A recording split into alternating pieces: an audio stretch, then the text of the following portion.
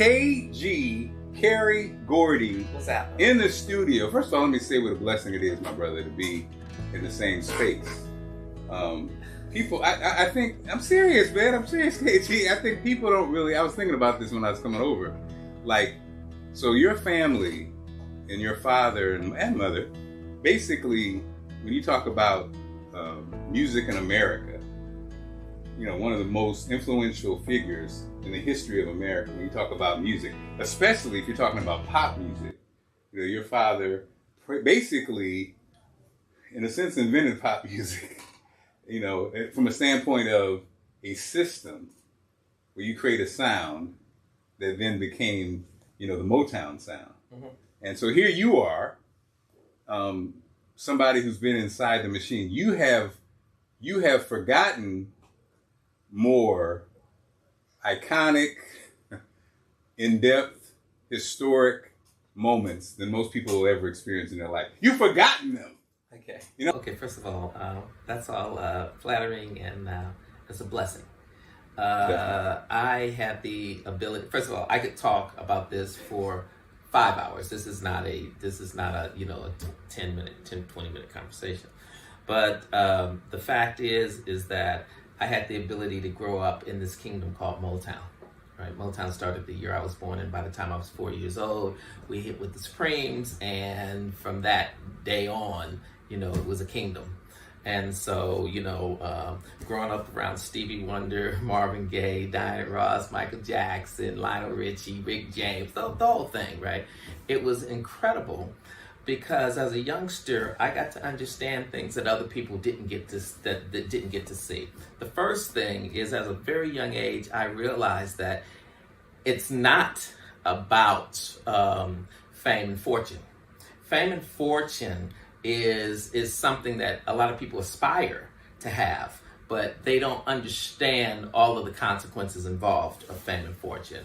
I was very privileged because the world looked up to these people, which was Marvin Gaye, Diana Ross, Stevie Wonder, Michael Jackson, so forth, right?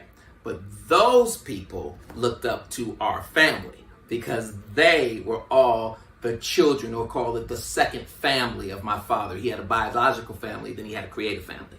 So the fact of the matter is that I was then basically a prince in this kingdom of Motown. But through that, when I would see people say, oh, this artist is amazing, they're great, and they're this and that, and I would be like, that artist is ridiculous. He's a drug addict, he's this, he beats his wife, he does whatever it is that I knew. Yes. I would say, why would people look up to that? Right? Because they didn't know the insight. And then I realized, whoa, it's not about the fame, and it's not about the money. It's about the person you are. And the bottom line is, early on in life, I came to the conclusion that health and happiness were the only two things that were important. And then everything else was either ancillary or tertiary as it may be, but it wasn't as important. Making money is a byproduct of doing something amazing and doing something great and having great people, you know, surrounding and having passion about what it is that you're doing. So to that end, I got a kind of a bird's eye view from the inside of an incredible kingdom. And it was a business. It wasn't yes, it was a family on one end, but it was a business. I mean, realistically, everybody would say, oh, you know, Barry's hoarding the money and he's doing this and he's doing this. Yes, but here's the point. He had to pay for every studio time, every person, every promotion, every marketing, every distributor, every lawyer, everything. And he had to make sure that he had the funding to be able to do that. Right? So to that end, he had to be incredibly responsible, not to mention at that time, taxes were at a 70% rate, right? Wow, yes. And so he had to deal with all of that, and he had to be perspicacious enough and smart enough to understand, okay, I have to be cool, I have to be business, and I have to be an entrepreneur. Initially, he was a writer. That did his songs for other people. He would get royalty checks at $3 and $4, and he'd say, well, wait a minute. If I'm only going to get a $3 or $4 royalty check, Smokey said to him, Barry, if you're only going to get a $3 royalty check, you might as well start the company yourself. And he was like, yeah, you might as well. The only difference is I'll pay my people, right? And so the fact of the matter is that's kind of how Motown started. My father wanting to protect his songs, and then doing the songs, he wanted to protect his records, and then doing the records, he wanted to create the publishing company, and then he wanted to protect everything, and he started as 100% creative, 0% business, or let's say 95% creative, 5% business, and then ended up at the end being 5% creative and 100% business, because now he had to protect all of his assets. So to that end, but the thing that you pulled out of all that is the jewel, that some say it could even sound cliche, is happiness and love and joy. That's the key to life. Because you're not saying it for somebody who's seen it from a distance. You've seen it up close.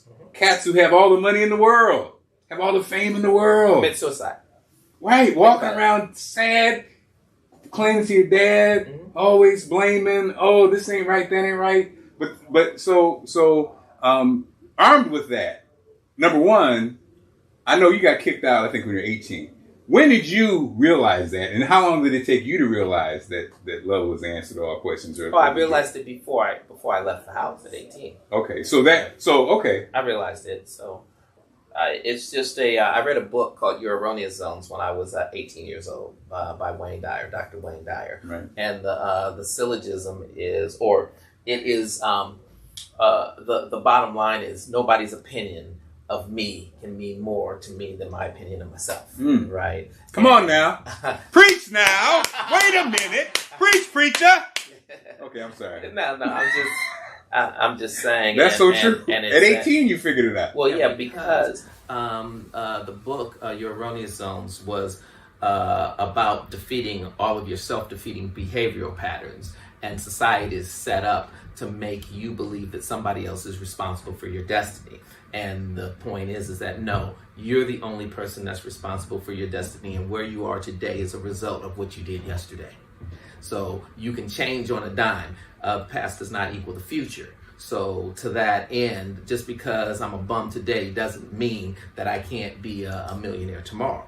It's just the fact that you have to change your way of thinking, and you have to change what you did. You can't do the same thing tomorrow. You can't do the same thing today that you did yesterday and expect to get different. To get different results, right? So to that end, at 18.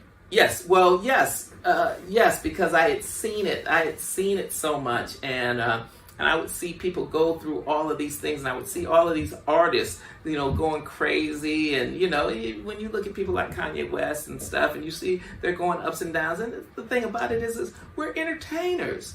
We are making people have fun. We aren't brain surgeons. Our patients don't die. If we don't get a hit, we don't get a hit. We go to the next one. But we don't have to worry about, being this brain surgeon. And no matter how good of a brain surgeon you are, some of your patients are going to die. And then you have to deal with all that grief. We don't have to deal with that. We deal with, having fun, dealing with producers, dealing with writers, doing things that people love, right? We're blessed. We're blessed to be in this business, and we're blessed to be able to do something in life that you love, as opposed to doing something because you have to pay the bills. So KG, seeing all these people, you've seen so many successful artists, and why does it seem to be that our most tortured souls seem to be amazing artists? And that's one part of the question. The other part of the question is, have you met many amazing artists who are not tortured? Yes. Who are just happy and cool and fine? Okay. Here's how I feel. I feel that all artists, if they're true artists and true to their art form, they're wired a little bit differently, right? And so to that end, there's something that an artist has to have, and I wouldn't say let's say a little shy of narcissism. Okay, right. But they have to be about me. I am trying to, change the world. I am doing this. I'm doing this. There's a level of narcissism attached to the artist. Okay, now the one thing I do know is that if a person is good when they're poor, they're going to be good when they're rich. If a person is a drug addict or negative or whatever it is when they're poor, they're going to be a worse drug addict when they're rich, because now they're going to have access. They're going to have, the ability to get the drugs or the ability to be negative. Conversely, if the person is, was it altruistic, they'll give more. They'll be there to help people. It's just the nature of who the person is from the beginning. And by the way, that person by the time they're 8 years old. You know who that person is. See, Reverend psychologist. I spoke at Harvard, I know. I see Forbes. I see you. That's right. I'm a fan. I follow you, bro. Okay, I see what good. you're doing. You know what? I see what you're doing out in these streets. Thank you for that. A lot of people don't know that background history. And so, you work, I just saw you the documentary with the Rick James documentary. And the thing that stands out about you, man, is that your energy, your excitement. Like, I feel like you're going to be this guy when you're 100 years old.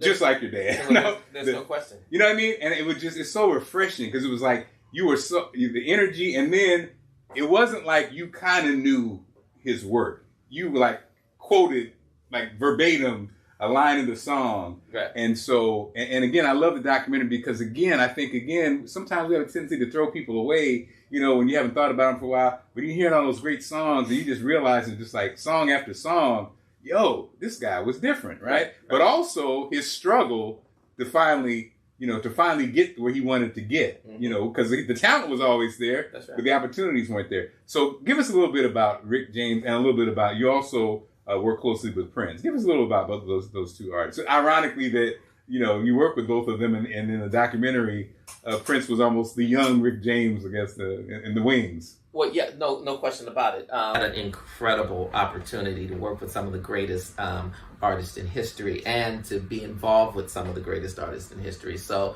to be able to have Michael Jackson as my best friend as a child, or to be able to have managed Rick James, or to be able to have run Prince's company, Paisley Park, was just an amazing experience. And you can't imagine. I mean, I was already Berry Gordy's son, which, by the way, isn't a qualification.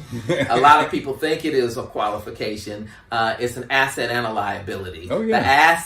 The asset is that when I call people, I get a return phone call. Okay. The liability is that who wants to give Bill Gates' son some money to do what they need to do, right? Right. So the fact of the matter is, he good. That's right. He good is at play all the time. That's right. He good, right? And if I'm an entrepreneur. And by the way, entrepreneurs, they go and they're soliciting monies for their jobs and their things. So I'm no different. Everybody that I would go to would be like, well, you know what?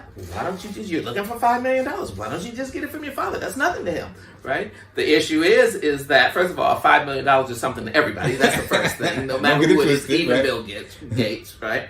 But the second thing is that when I would finally get in that room, it was really funny because the answer would be, after I'm coming in looking for, investment for whatever I'm doing, the answer would be, hey, you got money to invest in us? Right. The switch around, right. The switch around. That's not why I'm here, guys. Which is going to always be a place. Yeah, so to that end, that's why I started going by KG. Not Kerry Gordy anymore, because I think that Kerry Gordy is somewhat of a liability in a lot of circles. And this KG guy is the guy who's not Berry's son. This is the guy that does the stuff that I do. Like, for instance, I'm the king, or the Robin Hood of copyright recapture. So I recapture copyrights for people, or I do settlement agreements for people who assign their rights over early in their careers, and when they didn't have leverage. So, we did Smokey's deal, we did Rick's deal, we did Valerie Simpson's deal, and we got them millions of dollars, right? And so, but this is money that they would not have gotten And this is money that if they don't do it in a specific amount of time, they lose the opportunity. Right? Wow. So wow. I'm that. Well, it was my mother who told me that she wanted me to help anybody that was there in the beginning, before Motown, right? That was actually helpful in the building of Motown. If I could help them, and she told me this on her deathbed. That's why I'm in the copyright recapture business, and that's why I am Robin Hood. Okay, so KG, let's talk about, you got some hot projects you're in the midst of doing. You always got stuff going on. Well, can you share with us some, in addition to, if you want to see KG on the Rick James, if you haven't checked out the documentary, it's on Showtime, check it out. That's right. Well, we're an intellectual property company, and so to that end, we have quite a few documentaries, movies, TV coming out. We're doing things in the hospitality business. Okay. And don't forget about me. But it's all. Don't forget about me in Dubai. It all. Guest of KG. Yes. It all revolves around fun, entertainment, and positive attributes. Let's go. And that's what it is. So our brand is entertainment, fun, and intellectual property, and positive attributes. Right. So. High energy. Well, definitely high energy. And the one thing that we're working on right now, which we're really excited about, my COO, Ashley Garrett, she actually called me one day and she said, listen, I saw this girl on the internet and we're going to work with her because she's a 15-year-old girl. Well, she's 14 at the time.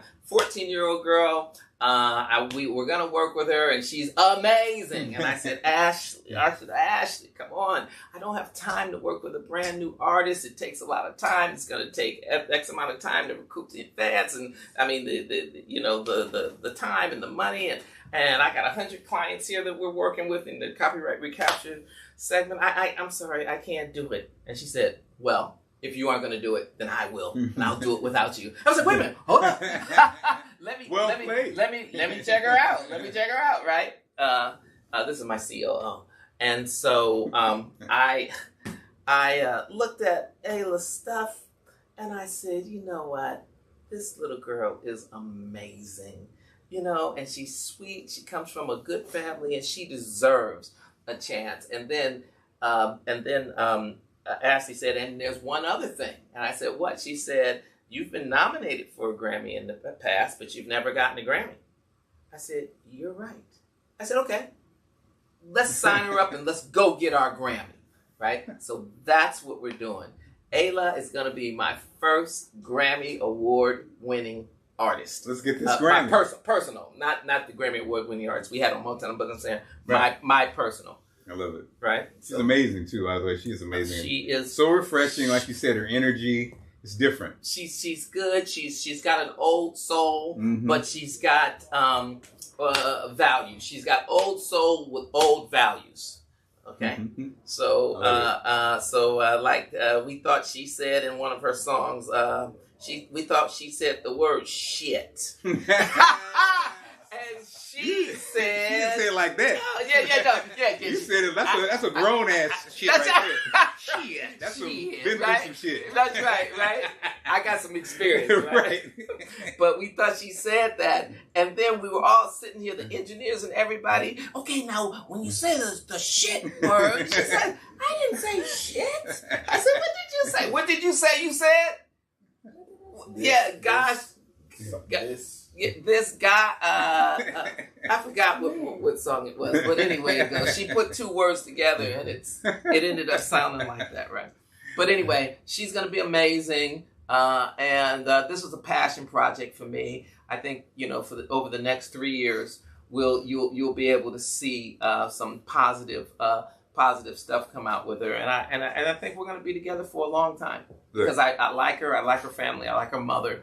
And they deserve a real shot, right? It's hard to get a shot here, right? Well, look, with you on board, as I talked to her. So with you on board, I said you're sitting at the feet of somebody who can make it happen and somebody who knows the path so well. So KG, I know you got to go. Thank you for the time, brother. It was a pleasure. I had to come see you. My wife said, "Can you do it virtually?" I said, "No, I need to touch the hem of the garment of the brother and let him know that, man, we thank you, your family for what you've done." So I want to thank you for doing this, but I also have to give a shout out to my boy Rob Miko. Because Miko said, "Okay, this is what you got to do with here." And Miko's been with me for like 25 years. We did Most Beautiful Girl in the World together back when I was running Princess Company. We did Daisy Dukes and whoop, there it is. So that's all I gotta say, right? Well, I appreciate that. Yeah, Miko, he's been a part of. I've been in his family for a while too, man. Yeah. So again, KG was the Meekins family. It was a blessing meeting you, my friend. Continued success. Okay, man. Thank you so much. All right, man. Take care. Bye. It's a wrap. Miko. That little wrap up. Okay. Batteries is running out. Thank you, sir. Yeah, I saw that. That's why. That's it. So what's on?